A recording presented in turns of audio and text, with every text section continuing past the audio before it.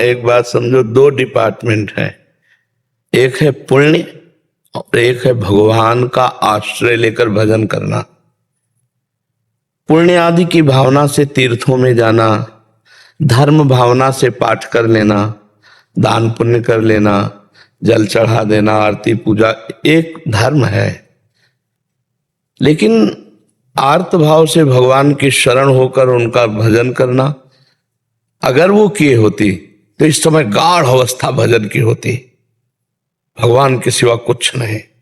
हम सुबह खड़े होते हैं, उनको जानते हैं, 85 वर्ष की होंगी, रोज दर्शन करने आती, जब 2 बजे रात के आते हैं ना तो हम खड़े होकर उनको प्रणाम करते हैं, रुक करके उनको प्रणाम। हर समय नाम चल रहा है, 85 वर्ष के। तो क्या हुआ, हम लोग दान पुण्य इनको और या पाठ आदि को या तीर्थ अवगाहन को हम ऐसा मान लेते हैं कि भगवान की बहुत बड़ी भक्ति है।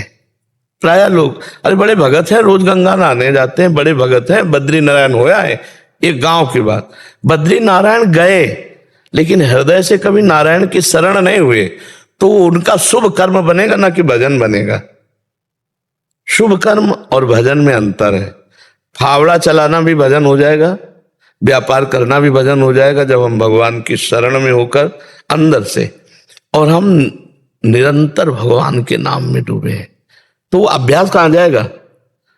इसी समय के लिए तो है कि मानो हमारी ऐसी स्थिति आ गई कि हम मूर्छा में हो गए या मृत्यु जनित कष्ट, बहुत दुख है बीमारी में, अब बुद्धि उसमें शिथिल हो रही, तो उसमें नाम चलेगा, क्योंकि जीवन भर नाम जप किया है तो नाम चलेगा।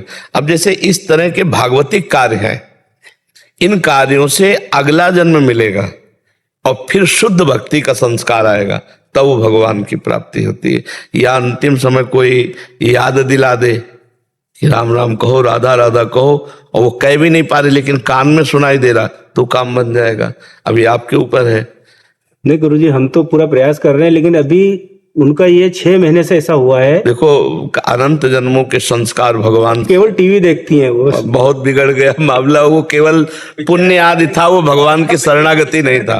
अब सोचो, टीवी देखने का मन बुढ़ापे में, अरे